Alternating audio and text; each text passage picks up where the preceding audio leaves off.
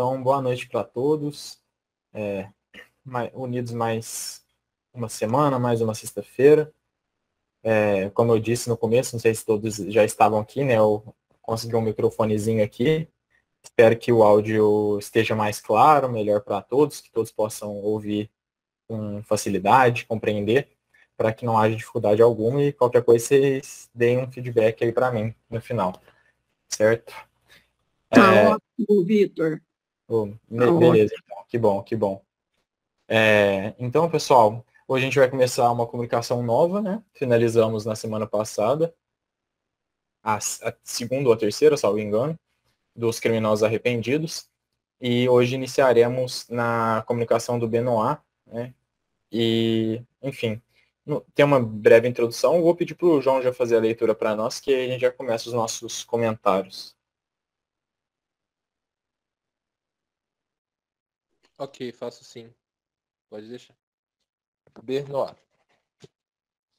Bordeaux, março de 1862. Um espírito apresenta-se espontaneamente ao médium, sob o nome de Benoit, dizendo ter morrido em 1704 e padecer horríveis sofrimentos. Que fostes na terra, frades sem fé.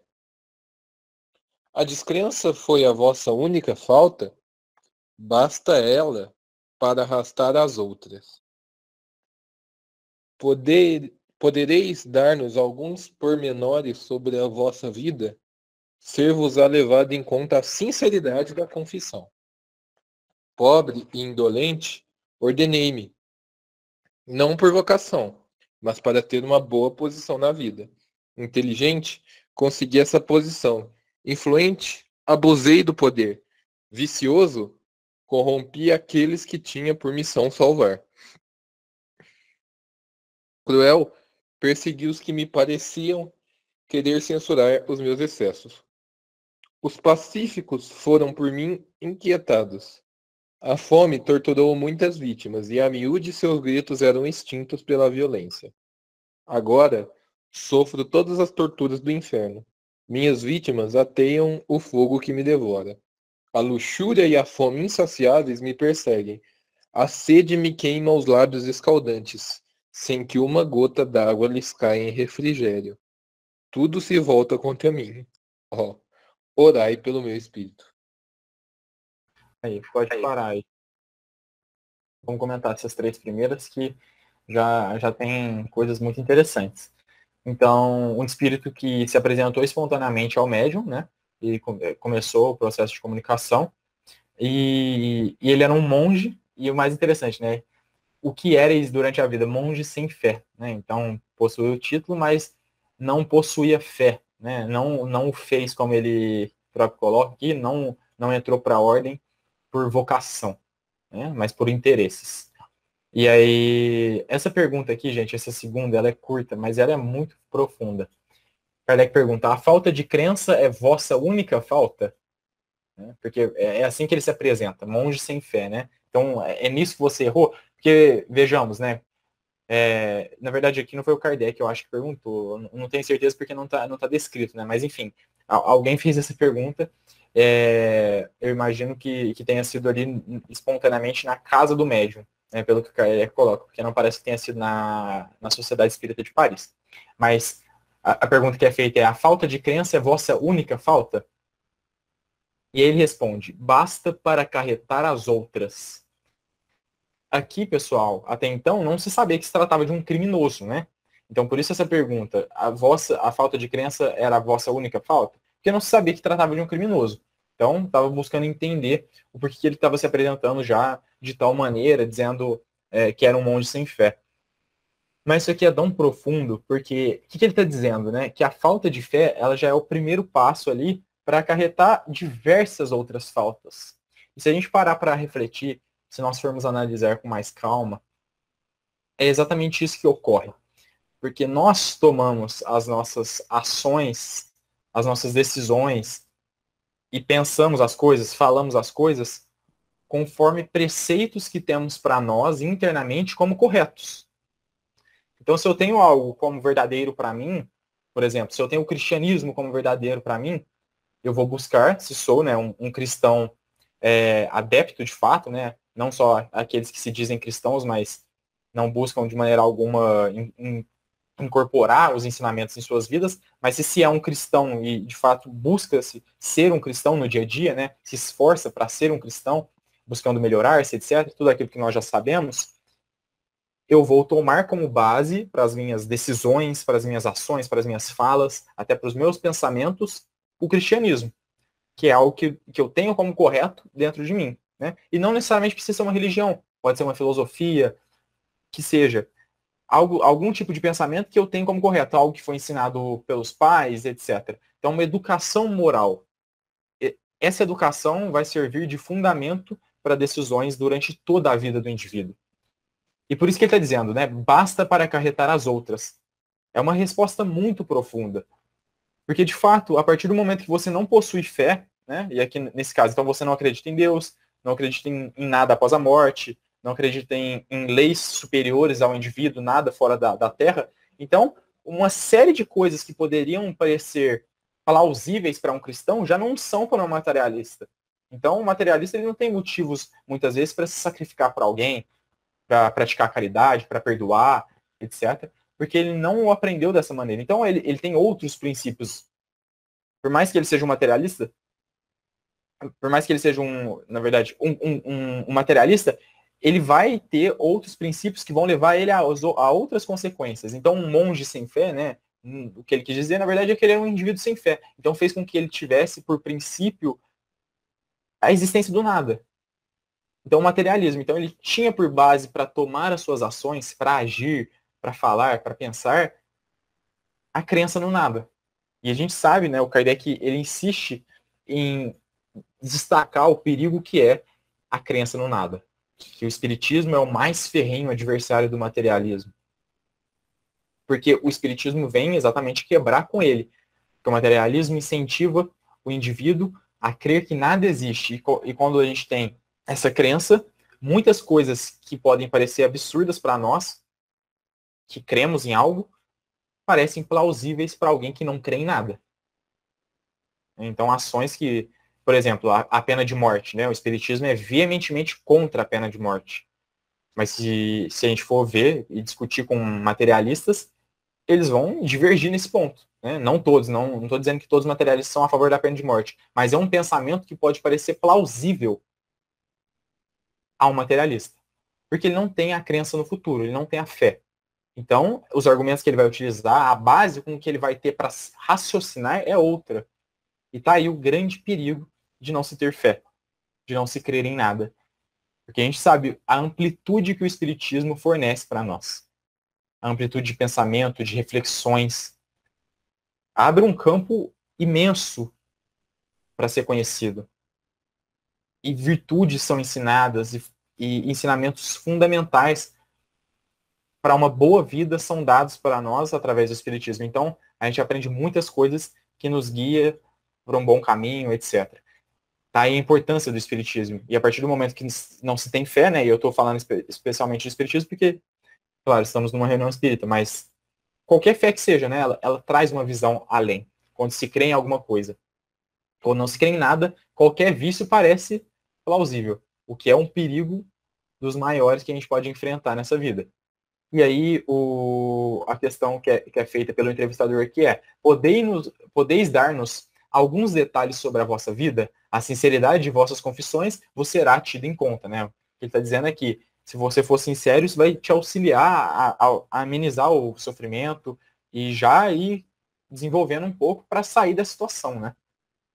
E aí ele narra de maneira sintética como foi a sua vida, mas clara também, né? Dizendo que sem fortuna e preguiçoso ordenei-me, e ele diz, né? Ele entrou para a ordem exatamente por interesse, né? Não por vocação, porque ele queria ter uma posição social. E aí ele fala todas as coisas que a partir dos privilégios que ele tinha, ou das capacidades que tinha, ele fez de mal. Então, inteligente, conseguiu o lugar, né, dentro da ordem. Influente, abusou do poder. Vicioso, arrastou para a dissipação aqueles que tinha por missão salvar. Então, ele fez trabalho contrário ao que se esperava dele como um monge, né? duro perseguia aqueles que pareciam condenar meus excessos. Olha que interessante. Os pacifistas, né, aqui nessa tradução está os em paz, foram preenchidos pelos meus cuidados. A fome torturou muitas vítimas, seus gritos se extinguiram muitas vezes sob a violência. E aí ele narra, né, que desde então ele está sofrendo as torturas do que na visão dele é um inferno, né? Sofrendo as torturas do inferno. Minhas vítimas atiçam o fogo que me devora. Então ele vivia num estado de sofrimento muito grande, e mais para o fim da comunicação a gente vai ver que ele foi um indivíduo muito mau, e que ele ocasionou sofrimentos inúmeros e incontáveis, e por isso ele sofria tanto. Mas, muito interessante essas 3 primeiras questões. O que vocês acharam?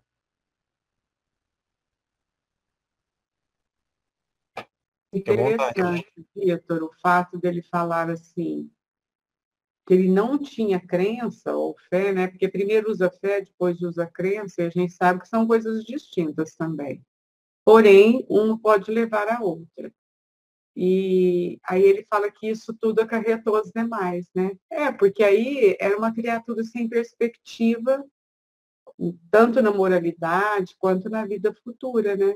Muito interessante. O João quer comentar? Acho legal que ele toma como princípio, né, essa coisa que a falta de fé dele levou ele a cometer outras coisas, né?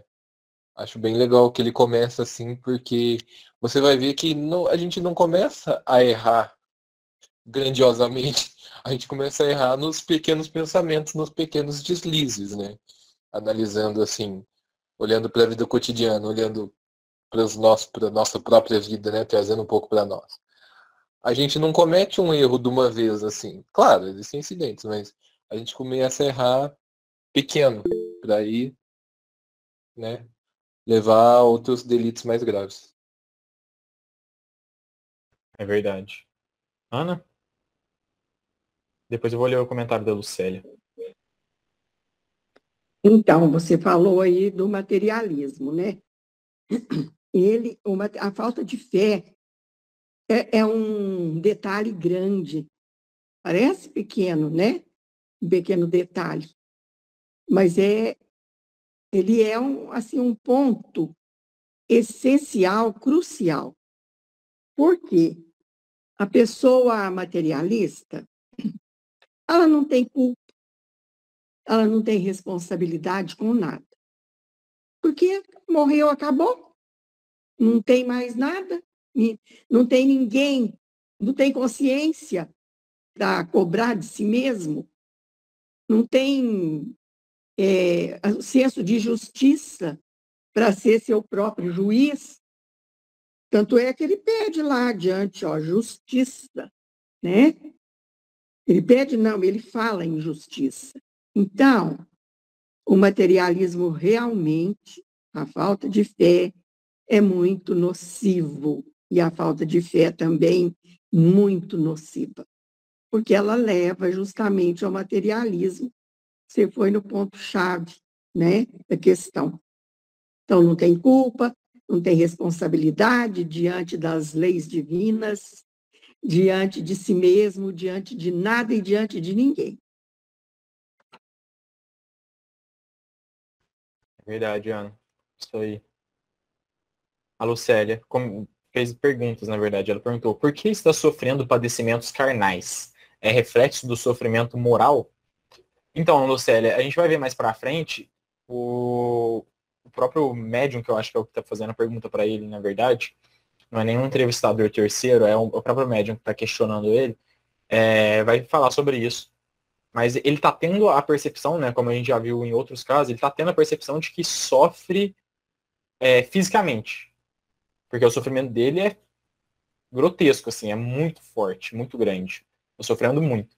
Então ele, ainda como um indivíduo imperfeito, né, como um espírito em condição inferior, ele sente que sofre fisicamente, mas o sofrimento dele é moral. E ele próprio vai assumir isso mais para frente nas próximas perguntas.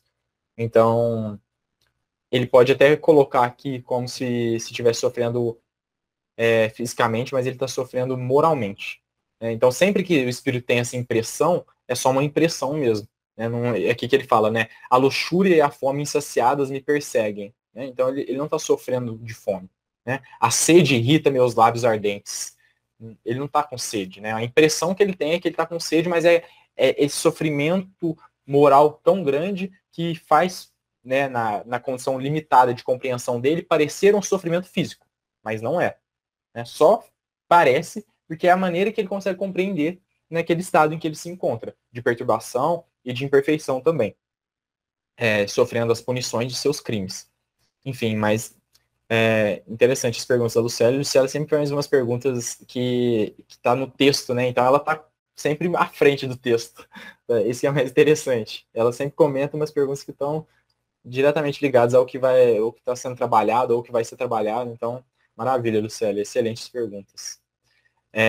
E só para fechar, né, isso que a gente comentou, muito interessante os comentários que a Ana fez, e essa questão do materialismo é um ponto que a gente tem que sempre discutir, sempre falar, e tem uma questão, né, que ela reverbera até na filosofia, mas foi posta na literatura, né, imagino que alguns conheçam, lá em Dostoiévski, né, em uma de suas magnas obras, né, que é Os Irmãos Karamazov, e tem uma questão que ele coloca, uma reflexão que um personagem coloca, né, dizendo que se Deus não existe, tudo então é permitido. E essa reflexão que ele está fazendo é exatamente sobre o materialismo, né? A partir do momento que se tira a ideia de algo além da vida material, a ideia de um Deus, a ideia de uma existência pós-morte, que seja de leis superiores ao indivíduo, que regem a nossa vida, e, enfim. A partir do momento que não se tem essa ideia, coisas que até então eram absurdas, né, escabrosas, assim, assustadoras, elas começam a parecer comuns, normais, aceitáveis. Né? E é aí que os vícios entram. Porque a partir do momento que não se crê em nada, talvez a ideia de assassinar o inimigo não é tão ruim assim. Visto que, no máximo, se eu for descoberto, eu vou ser punido pela lei humana. Né? Mas se tudo acaba, o que me impede de ser uma pessoa viciosa, de me entregar aos vícios? Né? O que me impede de ser uma pessoa ruim? Né? Por que eu devo me esforçar para ser uma pessoa boa? Né? Por que eu devo lutar contra as minhas más tendências? O que motiva isso? Então, isso é muito interessante, gente. E a gente pode perceber que, por mais que muitas pessoas não tenham uma crença, elas vão ter uma repulsa com vários tipos de comportamentos. Por exemplo, a gente pode encontrar um materialista e 99% de chance que ele vá ser contra o assassinato, o sequestro, etc., todos esses crimes hediondos. Mas por quê? Ele tem algo dentro de si que inatamente mostra para ele que aquilo não é correto. Né? Ele sente que aquilo não é correto, aquilo não orna logicamente em sua cabeça. Então, por mais que ele não tenha razões divinas para condenar esses crimes, ele vai ter algo inato em si, que é essa lei de Deus que está em nossa consciência, para repelir esse tipo de comportamento. E é por isso que a gente não encontra em nenhuma sociedade atualmente, né, ou pelo menos das que eu conheço, talvez exista uma pequena exceção, algo sendo permitido como, por exemplo, matar alguém, ou roubo. Né? São coisas que são quase que universalmente detestadas ou tidas como erradas pelas pessoas. Por mais que a pessoa não possua crença alguma. Olha que interessante. E existem até estudos que eles fizeram, que cientistas fizeram sobre isso, estudos de campo mesmo, em que eles pegaram e desenvolveram meio que leis universais. Isso saiu em uma revista muito importante, se eu não me engano, da Inglaterra. Uma revista científica. Que eles pegaram e fizeram um levantamento de mais ou menos o que seriam leis universais, tendo por base o que pessoas em lugares distintos por todo o planeta têm como errado. Então, por exemplo, matar foi algo que entrou, né, na lista deles, e diversas coisas que a gente tem, né, em um senso comum, assim, como erradas. Coisas que são inaceitáveis para nós. Então, é exatamente essa lei de Deus que habita no indivíduo, e conforme ele vai se desenvolvendo, por mais que ele não tenha crença alguma, ele começa a percebê-las como erradas e outras como certas. Então, é a partir disso que, hoje em dia, a gente fala com muita tranquilidade dentro da filosofia, dentro da psicologia, mas até mesmo no senso comum, sobre comportamentos bons e ruins. Né? Porque para um materialista, ele pode levar a gente, o materialismo, até as últimas consequências e dizer, não tem motivo que me, que me motive, ou não existem boas razões que me motivem a ser uma boa pessoa.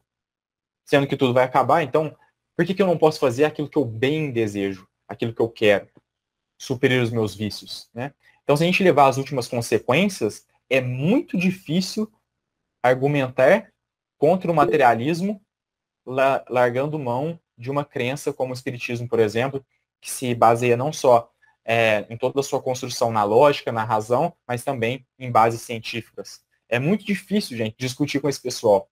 Existem dentro da filosofia o que se chama de céticos, né? E existem os céticos mais ferrenhos. E esses céticos mais ferrenhos são aqueles que negam tudo, inclusive a existência da realidade. Eles negam que eles existem, que tudo existe, e dizem até que teve um pensador, salvo engano, foi no período do Renascimento ali, por volta do século XV, XVI, que ele era um cético tão radical que os seus discípulos tinham que andar junto a ele para evitar com que ele se matasse. Porque ele não acreditava nem sequer na realidade. Ele achava que as coisas que se apresentavam à sua frente não existiam. Então, por exemplo, tinham que impedir ele de não cair em um penhasco. Porque ele não acreditava. Era um cético mais ferrenho, né? No último grau. Mas é isso que o materialismo pode levar, esse ceticismo absoluto. Né? De não se acreditar em nada e se negar tudo. E isso pode levar até às questões físicas mesmo. Né? A gente está falando de aspectos morais aqui, mas isso pode ser levado até em questões físicas. Enfim, mas esse é um debate muito fecundo, muito interessante. Ana, se levantou a mão, pode falar, fica à vontade. Então, interessante que eu achei que ele fala que ele era pobre, mas era preguiçoso, né? Não tem um ditado que diz que a preguiça é a mãe de todos os vícios? Não é? Verdade. E ele é preguiçoso, ocioso. Não a ociosidade produtiva, mas a ociosidade improdutiva, né? Que a cabeça vazia é a oficina do diabo. Então, ele abriu mesmo, com a falta de fé dele, ele abriu as portas. E o que ele queria era um status, uma posição social que lhe daria poder. E então ele abusou do poder. Né? Achei interessante isso aí. É verdade. Muito interessante. Alguém tem mais algum comentário a fazer? Não? Então vamos prosseguir na leitura, João, por favor. Claro, vamos prosseguir.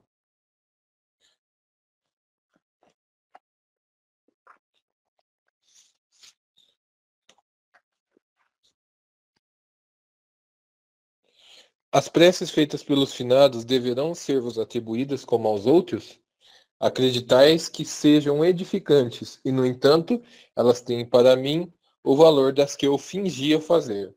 Como receber o salário, se não executei meu trabalho?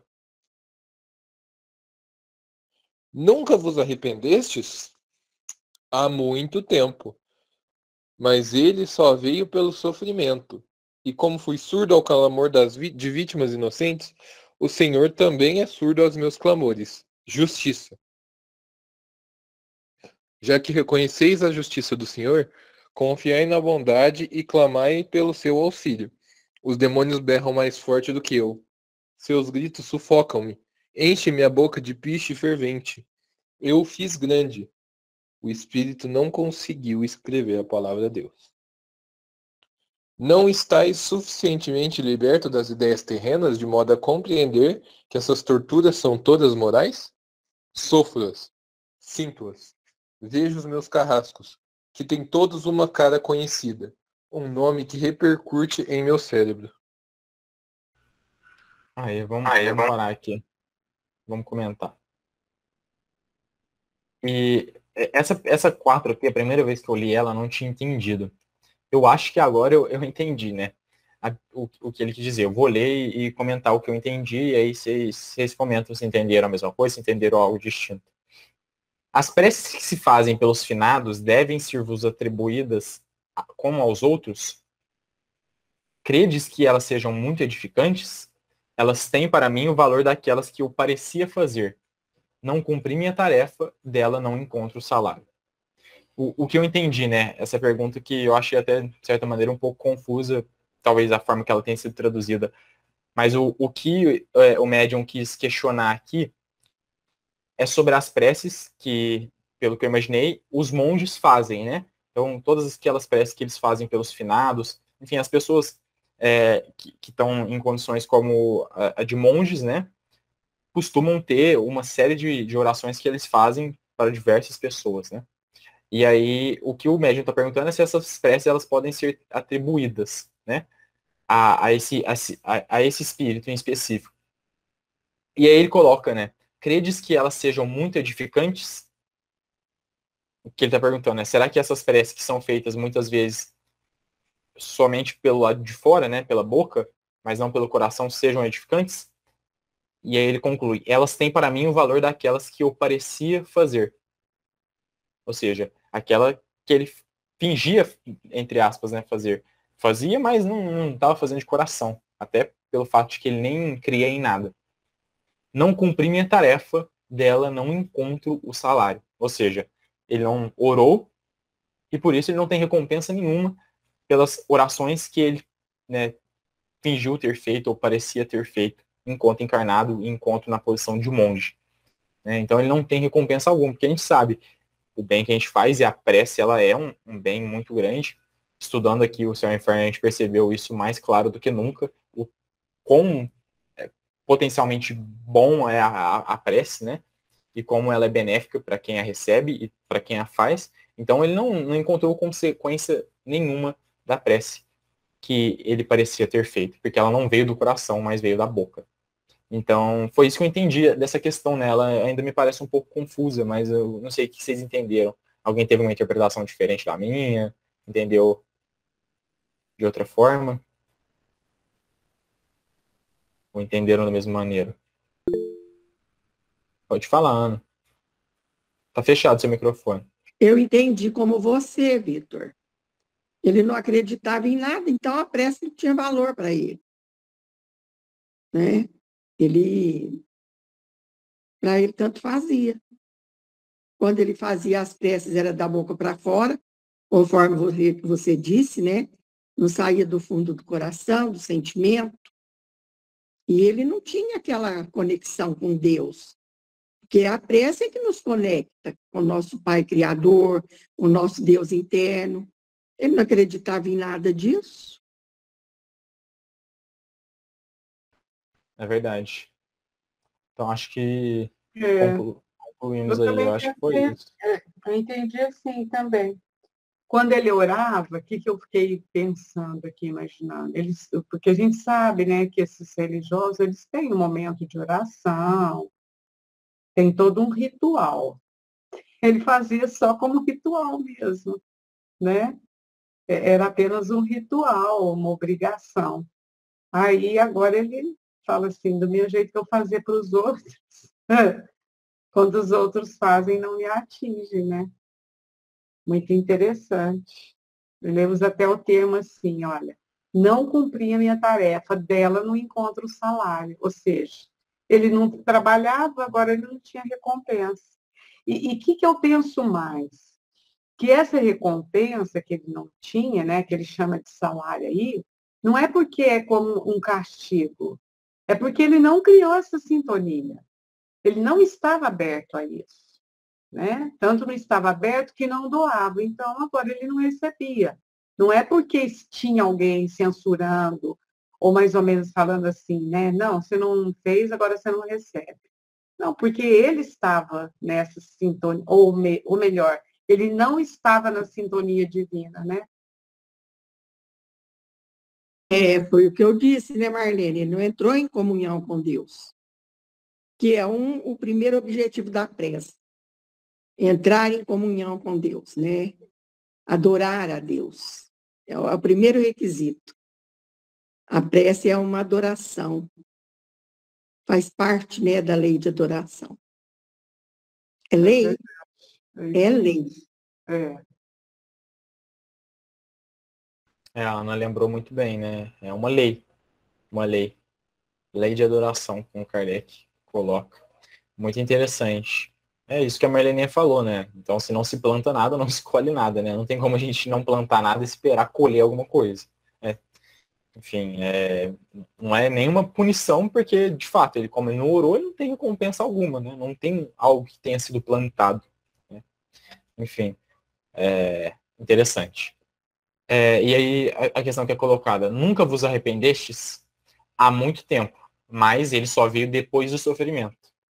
Ou seja, olha que interessante, né? Porque muitas vezes o indivíduo, ele já se... Às vezes ele comete o ato e ele já se arrepende, né? Antes mesmo de começar a sofrer. Mas alguns só se arrependem após o sofrimento. Como fui surdo aos gritos de vítimas inocentes, o Senhor é surdo aos meus gritos. Justiça, né?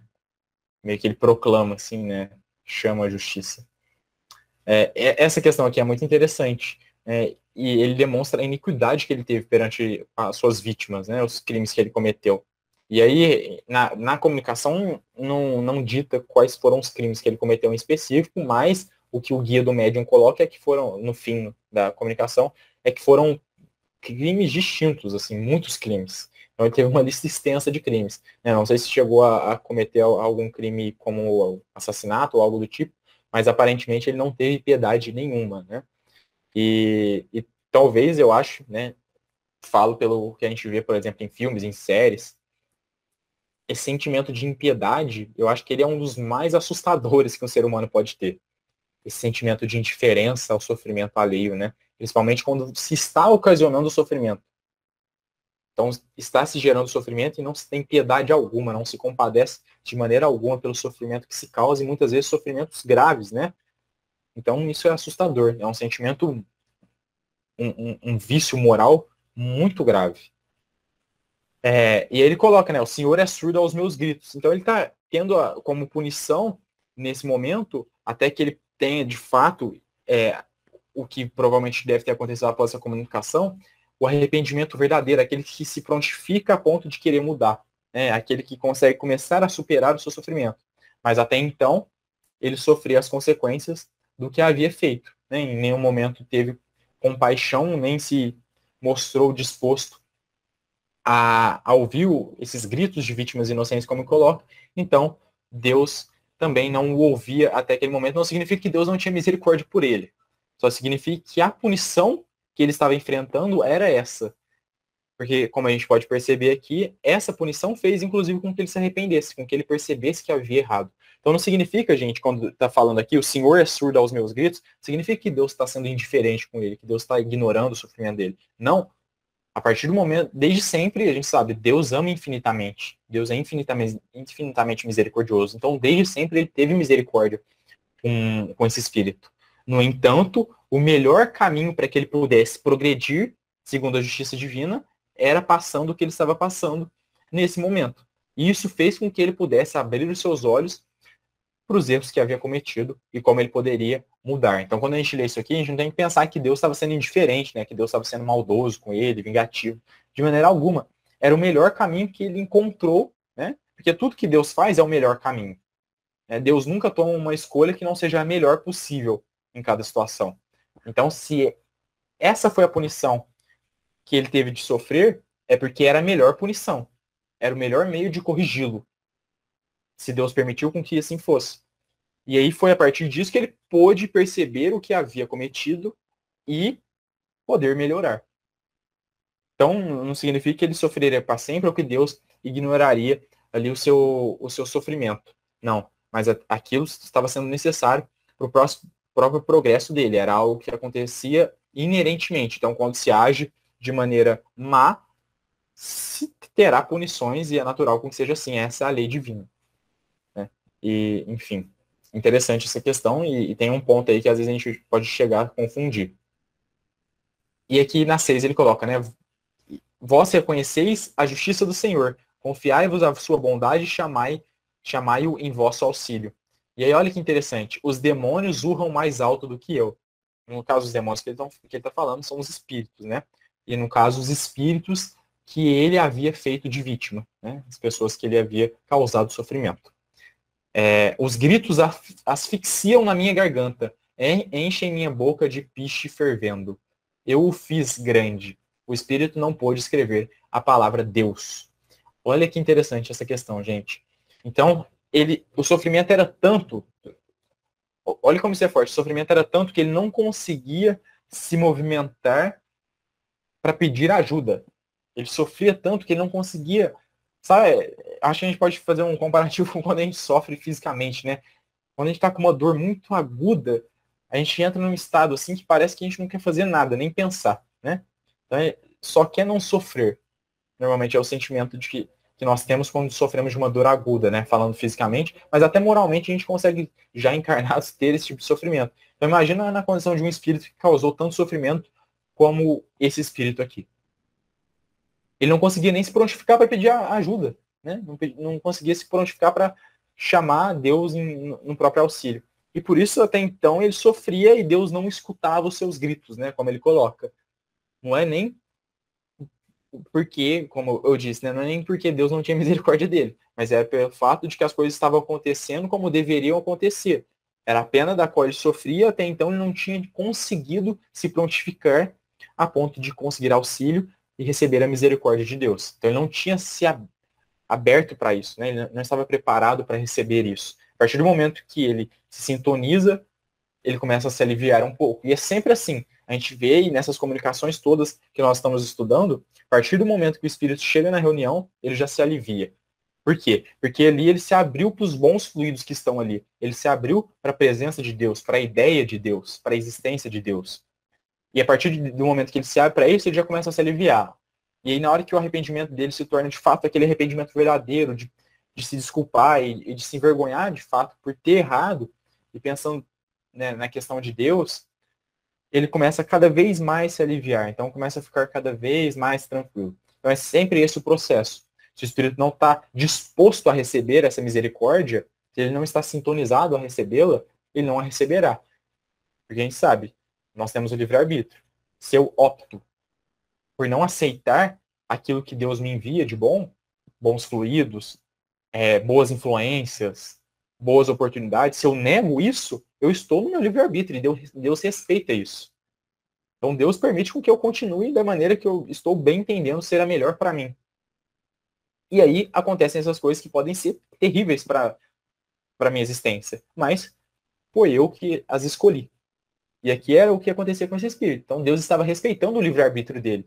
Ele optou por agir daquela maneira, estava sofrendo as consequências do que havia feito, e até então não tinha se arrependido a ponto de aceitar os bons fluidos que Deus constantemente emana para todos nós. Porque Deus é infinitamente amor, infinitamente misericórdia, constantemente para todos nós. Então, basta que nós tenhamos os ouvidos de ouvir, né? Que tenhamos a sintonia para receber esses bons fluidos. A partir do momento que a gente se abre, nós recebemos isso. E aqui no final, o mais interessante é que ele não consegue escrever a palavra Deus.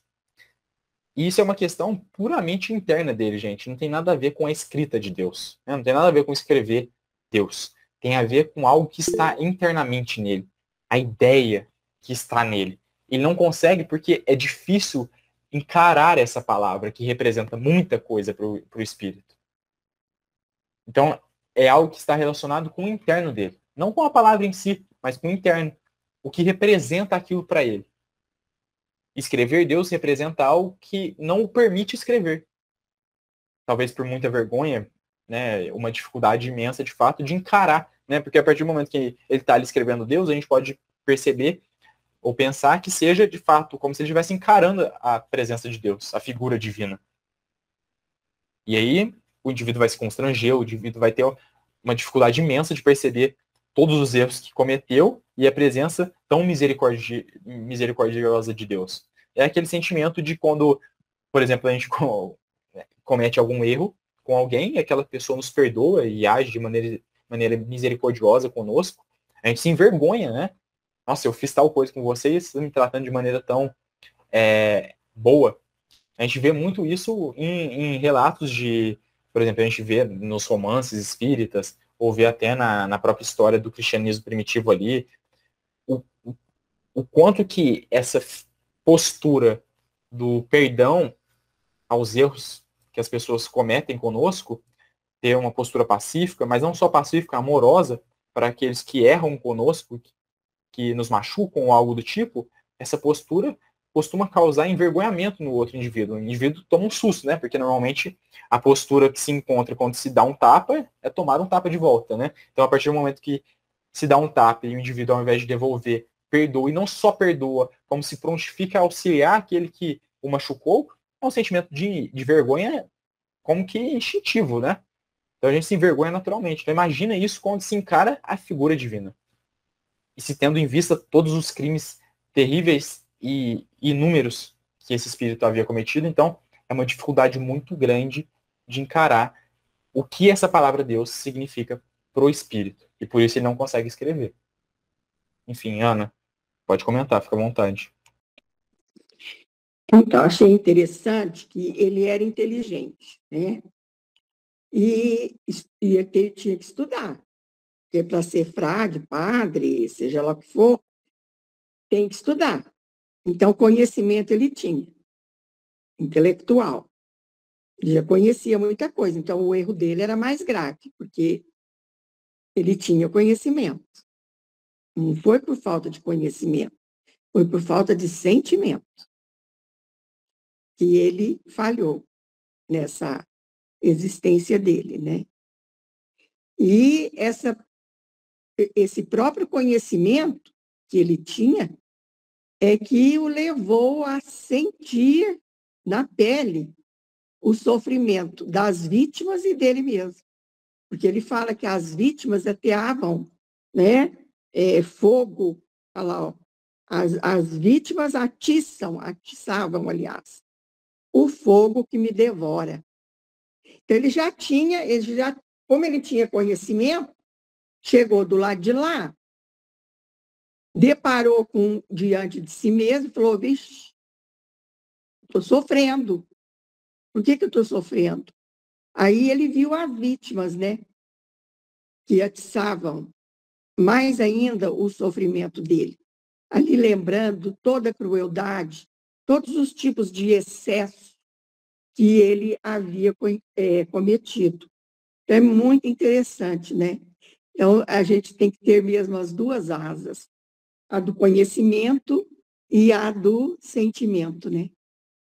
Então, o homem já avançou muito na intelectualidade, agora ele precisa avançar no sentimento. Einstein falava, né? De homens de ciência, o mundo está cheio. Precisamos de homens de consciência. E o doutor Novelino, enquanto eu trabalhei lá no Pestalozzi, e ele foi ali vivo, né? Ele sempre dizia, já o intelecto já foi muito trabalhado, agora é preciso trabalhar o sentimento na educação. E é ainda o que falta, né? Porque dá-se ênfase ao intelecto e esquece o outro lado, que é o sentimento. São as polaridades, né? As duas polaridades que tem que estar em harmonia e em equilíbrio para poder voar.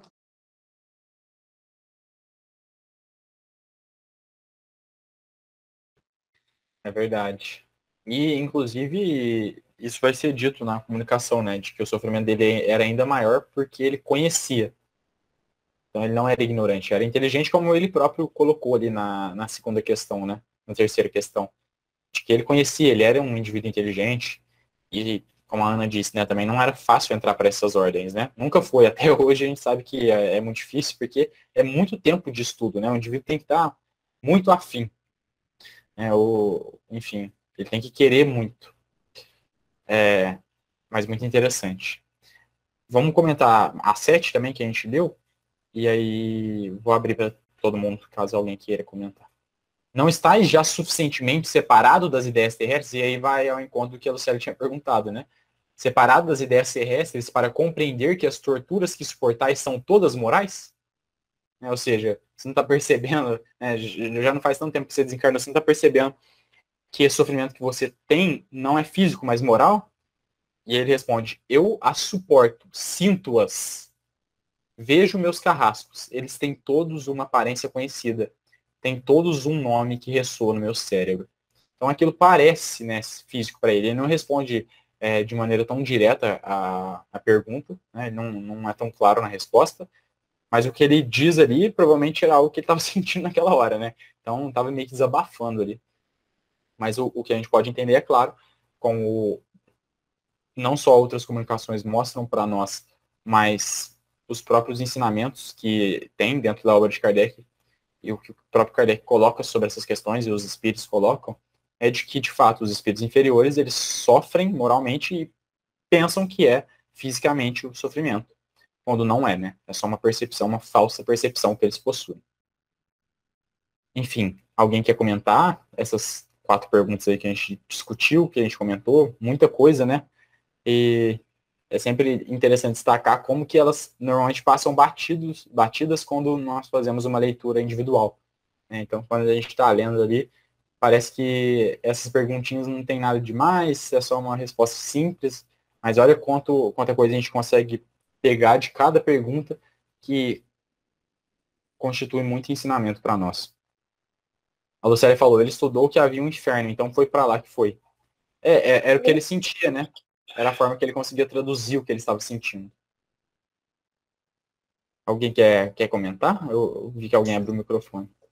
Hoje eu entendi essas perguntas, essas questões. Você acredita que eu já li várias vezes, não tinha compreendido como compreendi hoje? Obrigada. Oh, que maravilha. É a riqueza do estudo em grupo, né?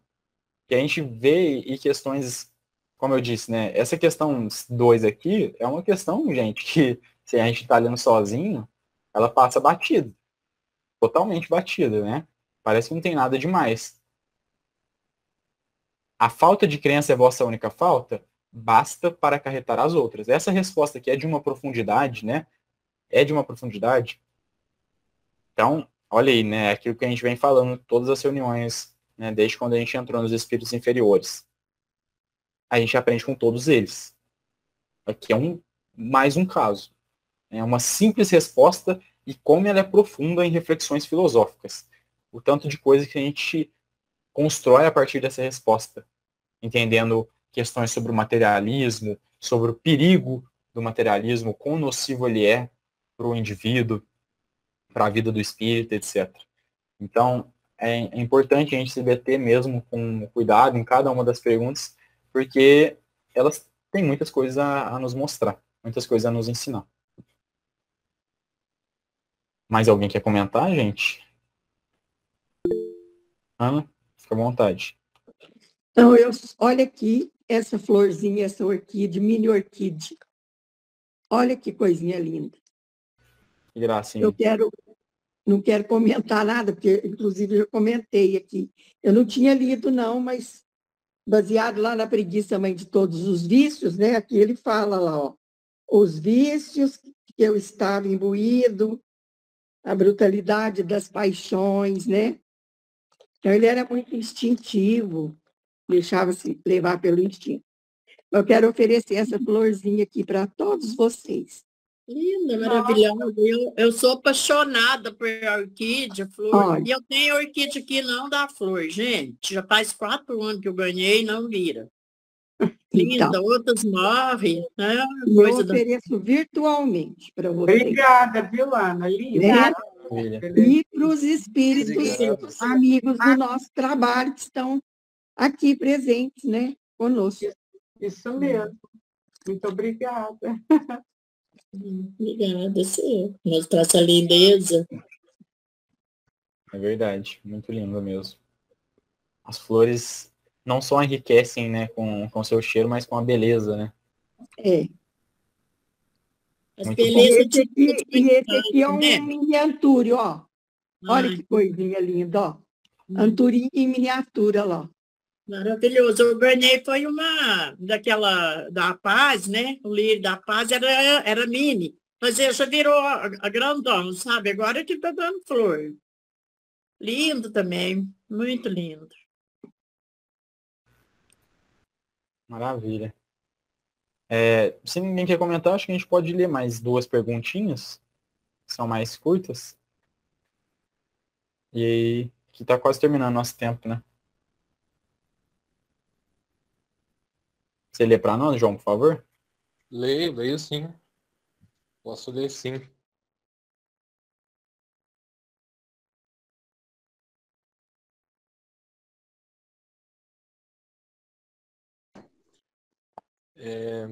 Tá.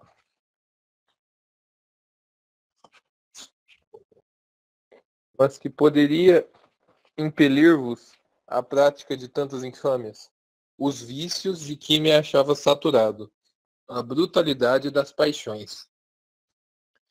Nunca implorastes a assistência dos espíritos bons para vos ajudarem a sair dessa situação?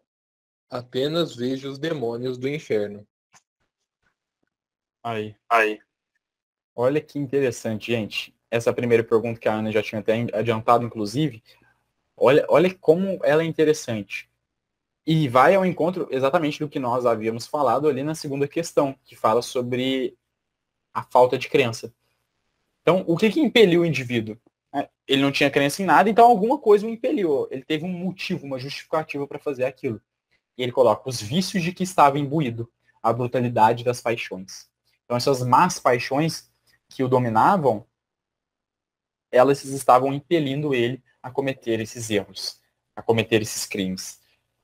E, gente, é o que nós discutimos. Se o indivíduo não tem uma crença em alguma filosofia ou em alguma religião, ou, por exemplo, no espiritismo, não tem que se basear para lutar contra esses vícios. Não tem algo que freie essas paixões. Nossas paixões ficam sem freios. Ficam, como se diz, né? A Deus dará. Então, tudo é permitido, tudo é lícito. E está aí o grande perigo do materialismo, que a gente já tanto discutiu na reunião de hoje. E a nona questão, né? Nunca imploraste a assistência dos bons espíritos, não vejo senão os demônios do inferno. E é aquilo que a gente falou, né? Por que Deus não escutava, né? Não é que Deus era indiferente com ele.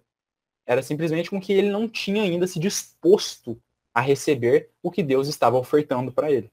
A misericórdia, o seu amor, o perdão, tudo isso ele ainda não estava disposto, não tinha se pontificado a receber. Não estava aberto ao auxílio, à assistência dos bons espíritos, à assistência divina. Então, por isso ele sofreu por mais tempo, os sofrimentos prolongou mais.